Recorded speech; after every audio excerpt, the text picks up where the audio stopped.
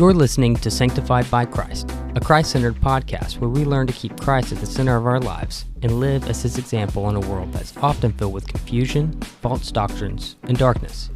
I'm your host, Cameron Gaines, and thank you for listening.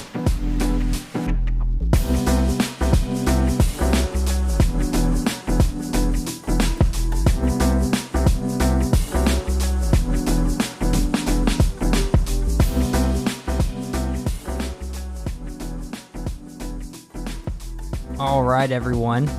Welcome to episode 3 of the Sanctified by Christ podcast. I really appreciate you guys checking out the show today. I hope your week is going great so far. Mine's going pretty well, and I'm very much looking forward to this weekend. This weekend is a big weekend for me because I'm going to the movies, but I'm not just going to see any movie.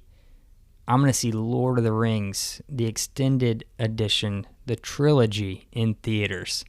First time in 20 plus years since it came out, so I am absolutely stoked. I cannot wait to see it. Very much looking forward to it, and maybe I'll talk about it again, or maybe you guys are sick of me already talking about Lord of the Rings, but sorry, I won't apologize. I just love that series so much. But anyways, the topic of today's episode, something is such an interesting concept that I wanted to talk about, which is being a fan of Jesus versus being a follower and what that looks like. So just think about what you're a fan of currently, whether it be a sports team or a TV show. I mean, I'm going to talk about both because I love TV and I love sports. I'm a big Braves fan. I love the Braves. But just recently, we lost our superstar in Ronald Acuna. So when that happened, when he was injured, I immediately was filled with doubts because I was like, oh my gosh, how are we going to recover from this? I mean, we already have an amazing roster already, but losing that player is a big blow for us. So that in itself already puts doubts in me. So I'm kind of worried about the rest of the year, but I'm still somewhat confident in our ability to play and win. But it definitely kind of shook myself as a fan for the Braves. And maybe you have a favorite TV show. I mean, one of my favorite TV shows growing up was the series Lost. I loved that show. Every Wednesday, I would rush home from church to put on the show because I was so excited to watch it each week. And this was before it was on Netflix, so I couldn't really binge it. So each week, I was ready for that new episode of Lost. And every week, I was always left with such excitement, such anticipation for the next one because it always left you with such an interesting mystery. And I remember the excitement of the finale. The finale came for the series, and I was so excited because I knew we're going to have all these interesting mysteries tied up, and it's going to give us a complete picture of everything. But when that show, or when it aired, man, I was disappointed because I was like, man, we had all these mysteries, and it led to this ending. Like, are you for real? Like, this is the ending you guys decided to come out with? And I was even confused. I'm like, I don't even kind of understand completely what I just watched. And does that mean, did I just waste the last 5 years of my life watching a show that ended poorly? So, which kind of goes to show that I'm not a follower of these things. I'm not fully devoted and saying, you know what, I don't care. You can have a terrible show, or you kill my favorite character, or you guys can have a bad season. My favorite sports team can lose consecutively. I'm going to continue watching it. No, I'm just a fan of stuff like that, and that can be very relative in how we view Jesus. So I want to talk about what it's like to be a fan versus a follower of Jesus. And I want you to ask yourself, what am I? Am I a fan or am I a follower? You might be thinking, well, I'm not quite sure what I am, or you might know what you are. You might know that you're a follower or you're a fan, but I'm going to kind of distinguish some different aspects of a fan versus a follower, because I've been in both. I've been in both areas where I was a fan of Jesus, and now I'm a follower. But it's common that many people today treat God in the same nature as we treat of specific areas that we're fans of, like TV shows and sports and celebrities, that we're just fans of his when he actually calls us to be much more than a fan. I mean, you look in the world today and you'll come across many people who know Jesus that say, yeah, I know Jesus, and he was a great man, but then they go off and live their own lives without including Jesus in it.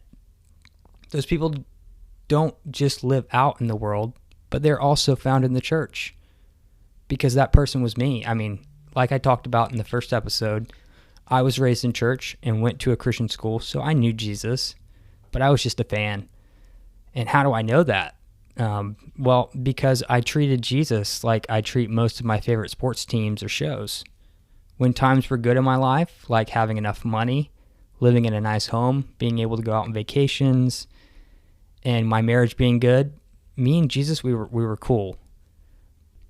But when times weren't so great, I would look to myself to fix it. I wouldn't run to Jesus and look for his guidance, because I had a surface level relationship with him. But he wants more than that.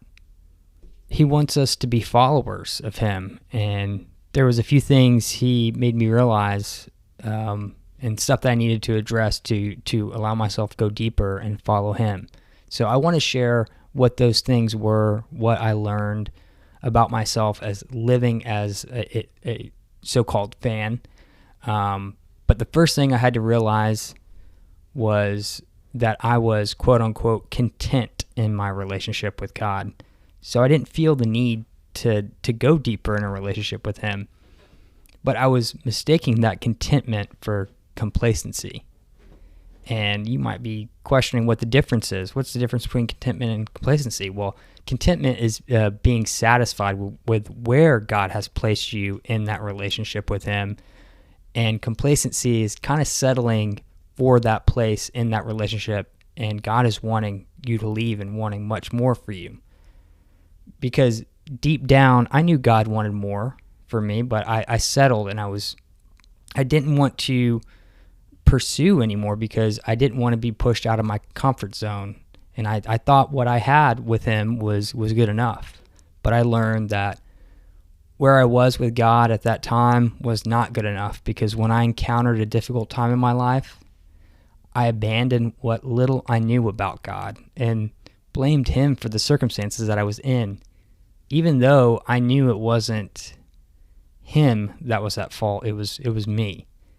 And I thought the pain that I was dealing with at that time was God having like a lack of care for me or not loving me that much. But I was so wrong.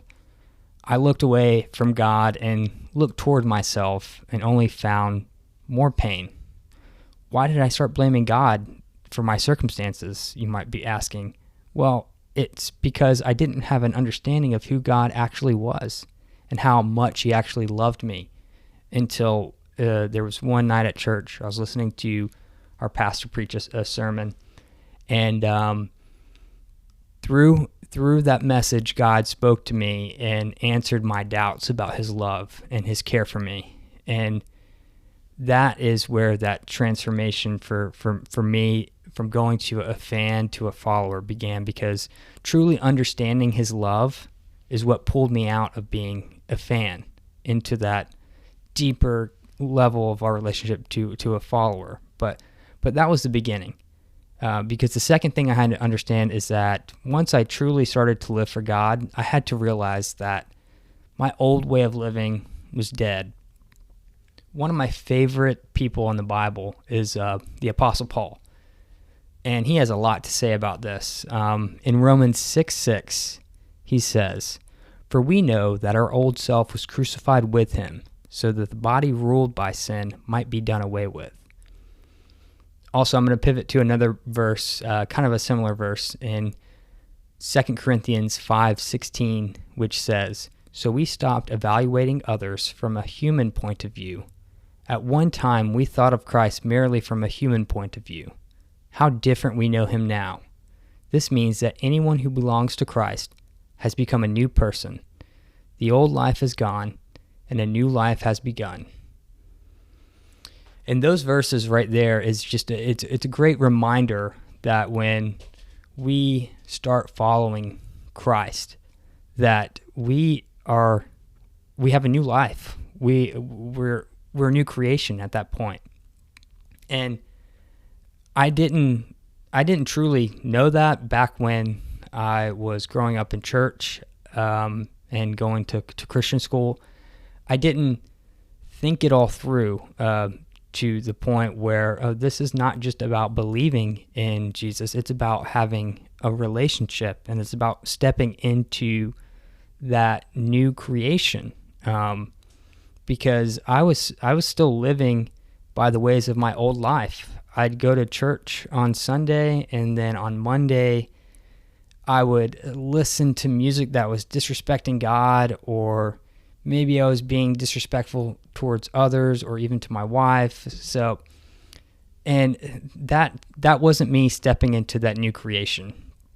That was me living by my old habits, by my old ways, by my old mindset. In that time of my life, it was me basically being like, okay, God, you can have this area of my life, but don't touch this area of my life. I like what I've got going on over here. I don't need you over here. Well, and that's the thing too, that God doesn't want to leave you where you're at. He wants to transform you into a new person, a new creation, like Paul says. And it took me a long time to realize that, because I still wanted to do things my way, but oftentimes my way led me down paths that led to pain and confusion, which that's not what God wants for me. So I had to go to God and say, okay, God, I don't have all the answers. I need you to direct my steps. I surrender to your way of doing things, not my way anymore. I had to know that the old me was dead, and that with Christ, I'm a new creation with a new path. And the path is laid out before us in the Bible by living out the way that Jesus lived. You see, while Jesus was here on earth, he was giving every one of us a template of how to live as Christians.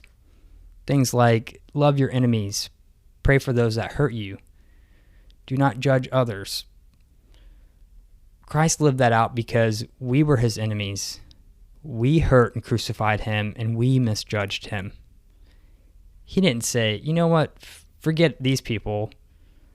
They're persecuting me. They want to kill me. They're mocking me. No, he didn't say that at all. He said, you know what, you can take my life and crucify me, because I know my blood will cleanse your sins and allow everyone to be in a right standing with God, to be able to have a relationship with him. And if Jesus did all of that for me, then the least that I can do is dedicate my life to him and become his follower. The third thing I had to realize was that this is going to be a lifelong journey. But the best part about realizing that is that Jesus is going to be with us, guiding us through that journey. And before I was a follower, I thought I had it all together. I didn't think, like I said before, that there is no need for a deeper relationship with Jesus. I can do this. I can live this life kind of how I see fit. I don't need anything else. I mean, I felt at the time that I had everything that I needed without much of God's input at the time. I even reflected a little bit on my life. I looked at my life and I was like, you know what? I'm a good person. I go to church. I occasionally read my Bible. I don't curse that much, and most of the time I treat people with respect. But looking back, that was me actually having an ego and having little humility. I was basically limiting God because I was saying, God, my life is good already. I don't need anything else. It also showed me that I had very little trust in him, because if I had trust in him, I would have allowed him to guide me. But I was guiding myself with very little input from him. So I had to basically humble myself and go to God and say, all right, God, change me into the person you want me to be. Not my will, God, but your will. I had to realize that I was broken without God, that I didn't just need his salvation. I needed him to work in my life so he can live through me. And realizing it's not going to be an overnight fix, that it's not going to be reading my Bible and being changed instantaneously. No, it's a lifelong journey. And it's part of the process of sanctification. I look at it this way. I mean, my wife even has a tattoo that kind of symbolizes this, but when we choose to no longer be a fan of Jesus and we choose to be more than that and choose to follow him, it's like we're handing him a chisel and we are just a block of marble. And he is the master sculptor.